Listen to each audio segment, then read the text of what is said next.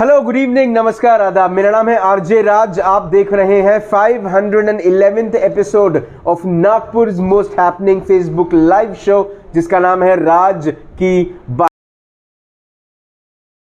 Chhatarpur farms presents राज की बात in association with Kamath and Durga Wealth Manager, my home partner SDPL, my inside home partner Inside Story, Gemini Outdoors, Mixo Flair, Multi Fit, धन्यवाद आत्मनिर्भर Bharat partner servicing वाला, and also to mention a big thank you to Joshi Security Systems. साथ ही साथ the best of education at the Raisoni Group of Institution, also to mention Nagpur के हर घर का घी, गोवर्धन घी, and साथ ही साथ याद रखिए कि नागपुर का सबसे अच्छा साउथ इंडियन फूड मिलता है उत्तर दक्षिण में। आज बात बंद की क्या नो बंद की। एक खबर जो पिछले 2 दिनों से नागपुर शहर को डरा रही है वो यही है कि नागपुर फिर से बंद होने वाला है। 4 बजे दुकानें बंद हो जाएंगी, 8 बजे रेस्टोरेंट्स बंद हो जाएंगे और फिर हम सब घरों के अंदर बंद हो जाएंगे। लेकिन क्या ये सच है?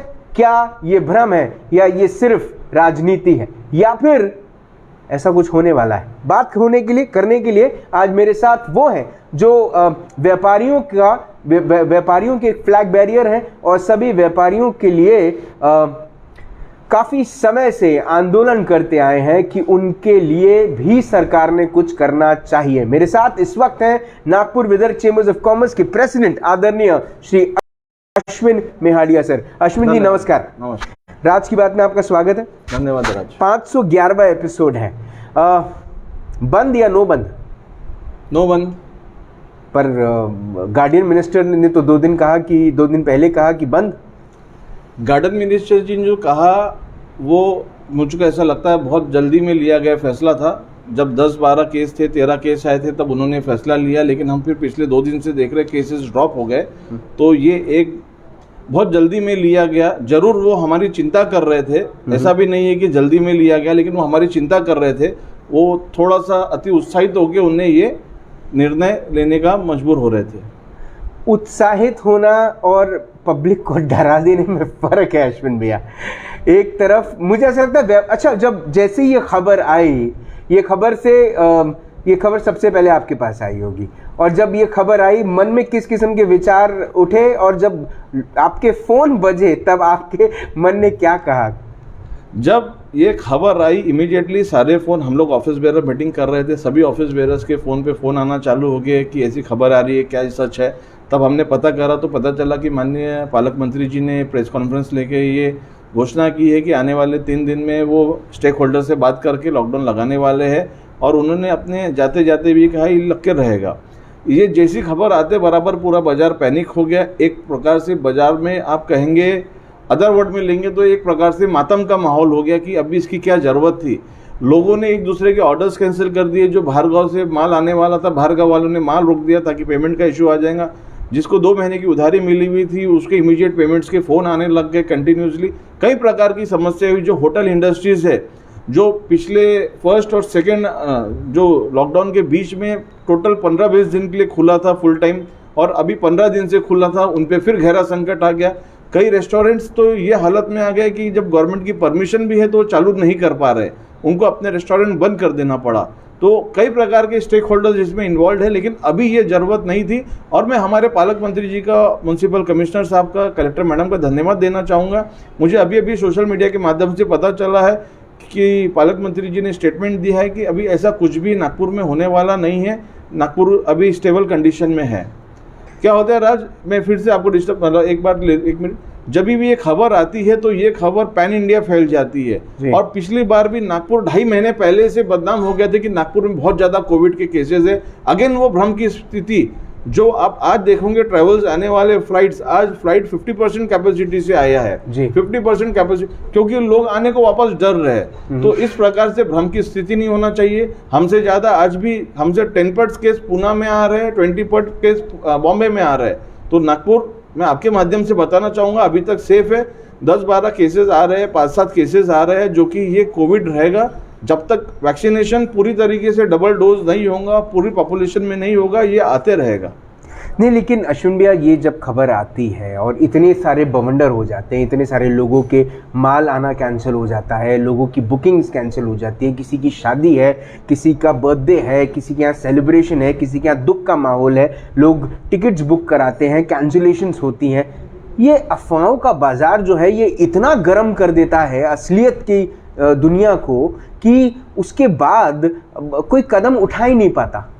तो ये क्या ये थोड़ी सी आपको नहीं लगता कि चीज़ें भावनाओं में नहीं, चीज़ें समझदारी में कुछ ऐसे डिसीजंस लेने चाहिए? आप कभी भी आएँ और कहें कि भैया बंद, और कभी भी आप आएँ और ये कहें कि बंद नहीं। इसकी मेरे को ऐसा लगता है कि ये जो होना चाहिए ज़रूर जभी भी, लेकिन उसका एक प्रॉपर पूरा इन्वेस्टिगेशन होना चाहिए, एक उसका ट्रेंड देखा जाना चाहिए, ना कि 2 दिन के ट्रेंड पे कल 10 आए आज 13 आए हमने बंद डिक्लेयर कर दिया, ऐसा नहीं करना चाहिए। एक प्रॉपर अगर उसका राइज आ रहा है तो एक प्रॉपर ट्रेंड आएगा, वो ट्रेंड के बाद में आप जरूर बंद करिए। लेकिन जब भी ये आता है तो कोई भी बाजार उसका नेगेटिव इम्पैक्ट देता है। जब भी ऐसी कोई खबर आती है तो बाजार में उसका नेगेटिव इम्पैक्ट आता है, पॉजिटिव इम्पैक्ट नहीं आता है। कई बार हमने देखा जो हमने ऑर्डर दिए, हमारे व्यापारियों ने यहाँ से ऑर्डर दिए, उन्होंने भी अपने ऑर्डर्स कैंसिल कर दिए, ताकि अगर माल आएगा तो मैं रखूंगा कहाँ, बेचूंगा किसको।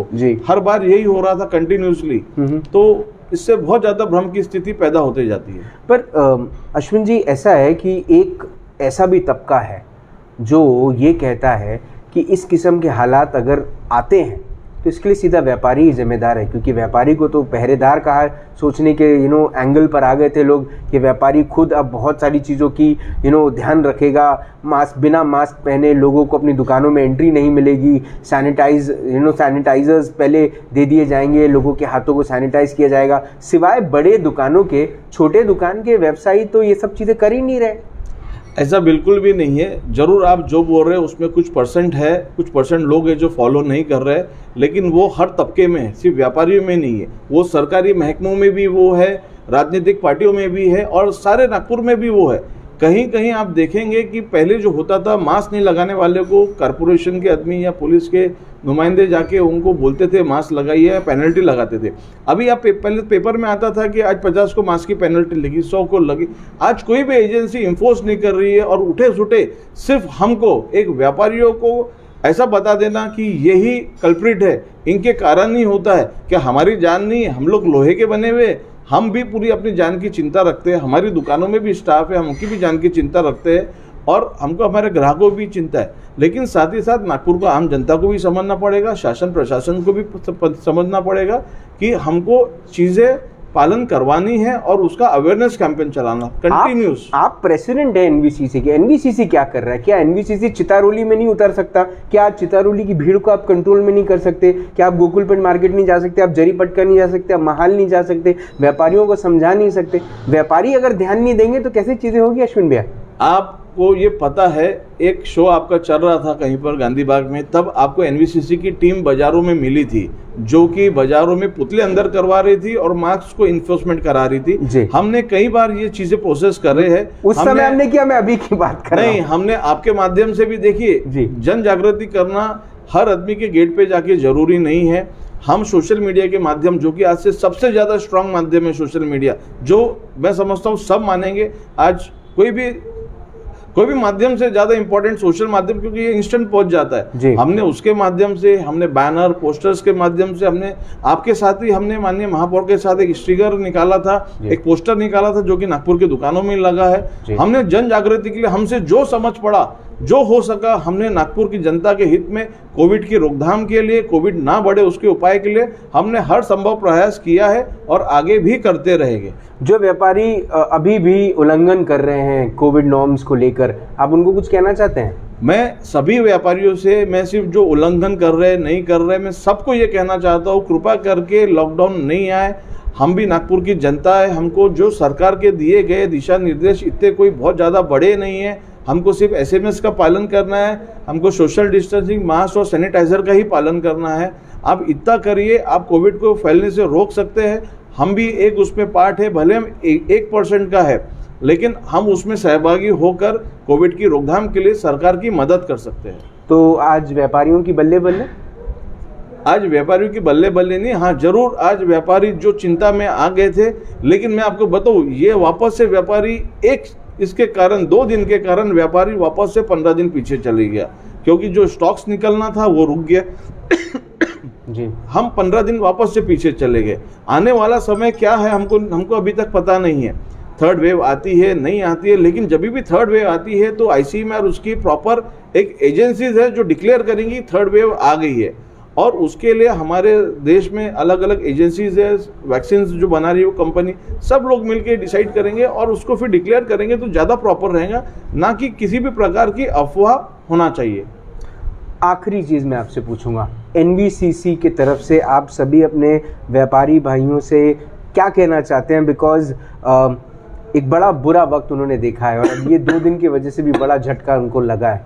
क्या आप उनसे कुछ कहना चाहते हैं? क्योंकि काफ़ी लोगों का नुकसान भी हुआ है फिर से। मैं मेरे सारे व्यापारी भाइयों से, नागपुर की आम जनता से निवेदन करता हूं, आने वाला कल गणेश फेस्टिवल है, कल गणपति हमारे घरों में आएंगे, हमारे मोहल्लों में आएंगे, हम उसको बहुत सादगीपूर्ण तरीके से निभाए, कोई किसी भी प्रकार की भीड़ भाड़ ना होने दे। जो सरकार के दिए गए गणपति के लिए दिशा निर्देश है और आने वाले अगले त्योहारों के लिए हम उसका पालन करें। कोविड को नहीं बढ़ना है, थर्ड वेव को नहीं आना है। हमको हमारे माननीय पालक मंत्री, हमको हमारे कलेक्टर साहब, हमको हमारे पुलिस कमिश्नर साहब, हमको हमारे म्यूनसिपल कमिश्नर साहब, इन सबका कंधे से कंधा मिलाकर साथ देना है। ये हमारी एक नागरिक होने के नाते भी जवाबदारी है। अश्विन भैया, आपने अपना वक्त दिया, आपने हमसे बात करी, उसके लिए बहुत बहुत धन्यवाद। उम्मीद है कि ये जो बंद और नो बंद के बीच में कई बार व्यापारी फंस जाते हैं और व्यापारियों को सब भुगतना पड़ता है। नेता का तो काम है बस आकर उस बात का प्रचार कर देना या अनाउंसमेंट कर देना, लेकिन उसके बाद व्यापारी जिस किस्म की कश्मकश में पड़ जाते हैं और तकलीफ़ में पड़ जाते हैं, वो आने वाले वक्त में न दिखे। Nagpur Vidarbha chambers of commerce की तरफ से आप कुछ कहना चाहते हैं, प्लीज़ कहें।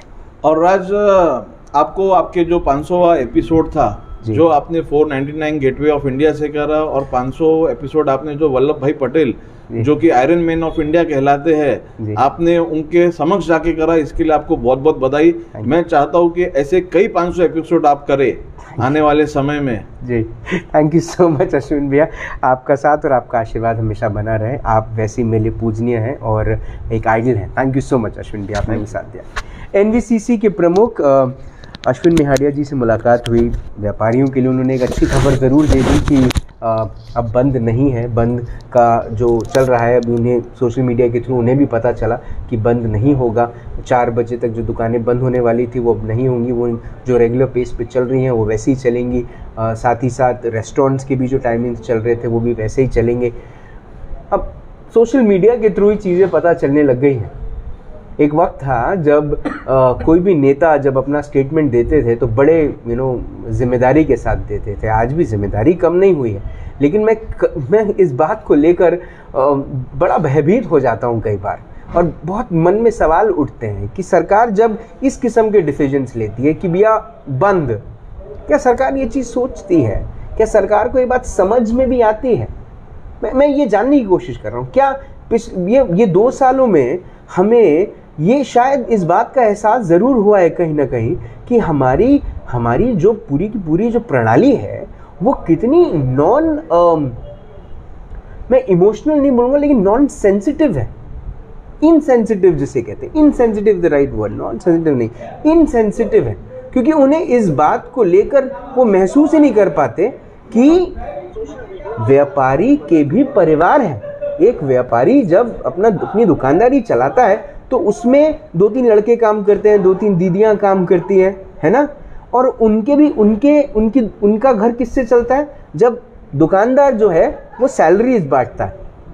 अब वो सैलरीज नहीं बांट पा रहा, ना वो अपना घर चला पा रहा है, ना वो किसी और का। तो क्या कर रहा है पता है वो? या उनकी पगारें आधी कर रहा है। सोचिए, जिसका काम जो 7,000 रुपये महीना कमा रहा होगा, जब उसकी पगार 3,000 या 4,000 हो गई होगी तो उसका घर किस किस्म से चल रहा होगा? हम कल्पना भी नहीं कर सकते, हम कल्पना भी नहीं कर सकते इस बात को लेके। क्या हमने गलत लोगों को चुन लिया? क्या फिर हम वाकई में एक ऐसे वक्त में जी रहे हैं जहां पे हमें कोई समझने वाला नहीं है? ये एक बड़ा बड़ा सवाल है, और ये सवाल का जवाब उनके पास है जो प्रदेश की सबसे बड़ी गद्दी पे बैठे हैं या देश की सबसे बड़ी गद्दी पर। क्यों डिसीजंस नहीं लिए जा पा रहे? क्यों एक व्यापारी को ही सब कुछ भुगतना पड़ता है? वो एक व्यापारी क्या क्या करे? ऐसे व्यापारी जो अपने बिजनेस को बढ़ाने के लिए बैंक से जिन्होंने लोन लिया, क्या उनकी ईएमआई रुकी है? क्या उनकी ईएमआई रुकी है? उनकी ईएमआई नहीं रुकी। उनके ऊपर में बैंक के लोग जब फोन करते हैं ना, तो वो कस्टमर जिसकी कभी ईएमआई बाउंस नहीं हुई, उसको जब वो रिकवरी एजेंट फोन करके बोलता है ना कि, और वो भी कई बार महिलाएं फोन करके बोलती हैं, एक व्यापारी जो बड़ी दुकानदारी चला रहा है जहां पर उसके अंडर में 20-25 लोग काम करते हैं, उसको फोन करके जब एक महिला कर्मचारी जो रिकवरी एजेंसी से फोन करती है और जब वो उनको कहती है कि सर आपने ईएमआई क्यों नहीं भरा, तो बोलते हैं मेरे पास अभी थोड़े फंड्स की कमी थी, 2-3 दिन के बाद। तारीख बताइए? 5 तारीख। 5 तारीख कितने बजे? 10 बजे। पक्का 10 बजे कि 11 बजे? आपको पता है वो किस किस्म की मानसिक तकलीफों में और मानसिक प्रेशर में गुजरता है? उसका वक्त किस किस्म से गुजरता है? वो उसका मन नहीं करता कि वो कुछ खाए, कुछ पिए, किसी से बात करे, मुस्कुराए। उसको जीएसटी भी भरना है, उसको बाजार में जो उसने पैसे उठाए हैं कच्चे से जो पैसे उठाए हैं वो भी भरने हैं, उसको अपनी बीसियां भी भरनी है, उसको सब करना है, सिर्फ इसीलिए क्योंकि वो एक व्यापारी है। और बंद और नो बंद का जो चाकू है वो उसके सर पे हमेशा लटका रहे। निवेदन है मेरा उन सब से जो उन्हें जानते हैं, जो शायद प्रदेश की सबसे बड़ी ताकत रखते हैं। निवेदन है उनसे, कृपया उन्हें समझाएं। और हम कितने बड़े गधे हैं कि हम ऐसे लोगों को चुन भी लेते हैं इलेक्शन में, सिर्फ इसीलिए क्योंकि वो बहुत बड़े नामी नेता हैं और उनके नाम पे हम वोट डाल देते हैं, ये सोच के कि ये 5 साल हमारे लिए सब अच्छा करेंगे। किस पे भरोसा करेंगे? व्यापारी पूरा टूट चुका है। व्यापारी को अब आपके साथ की ज़रूरत है। सरकार आपकी ज़रूरत है। क्या व्यापारी को मदद कर सकेंगे? यह आपके सामने सवाल है, और इस सवाल का जवाब आप जल्दी दीजिएगा, क्योंकि पता है अब लोगों को ना इलेक्शन के ऊपर में भी कुछ ऐसी बहुत बड़ी नज़र नहीं है कि आप उन्हें मदद नहीं करेंगे तो वो आपको वोट नहीं करेंगे और फिर आपकी सरकार गिर जाएगी। लोगों को ये सब नहीं सोचना। अभी सर्वाइवल पे प्रॉब्लम है साहब। हम आने वाले इलेक्शन 1 साल 2 साल बाद हैं।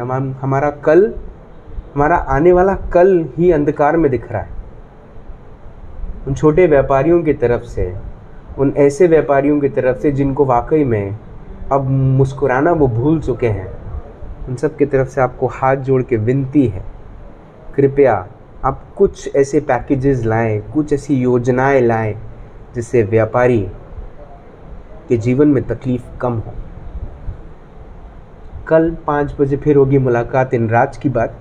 तब तक आप अपना ध्यान रखें, सुरक्षित रहें, स्वच्छ रहें, स्वस्थ रहें, मस्त रहें, खुश रहें, व्यस्त रहें, परिवार के साथ एक अच्छा पल बिताएं। और सभी व्यापारियों से निवेदन है कि अगर दिन भर दुकान खोलने के बाद आपकी बोनी ना हो तो रिलैक्स रहें। 2 दिन पहले एक व्यापारी ने सुसाइड कमिट कर लिया। नहीं, ये सब मत कीजिएगा। अपने बच्चों के तरफ में देखिएगा, अपने माता पिता की तरफ देखिएगा, अपनी पत्नी की तरफ देखिएगा, अपने घर वालों की तरफ देखिएगा। आने वाला कल बहुत अच्छा होगा। आने वाला कल बहुत अच्छा होगा। मोदी जी अगर ये नहीं कहेंगे कि अच्छे दिन नहीं आएंगे तो क्या अच्छे दिन नहीं आएंगे?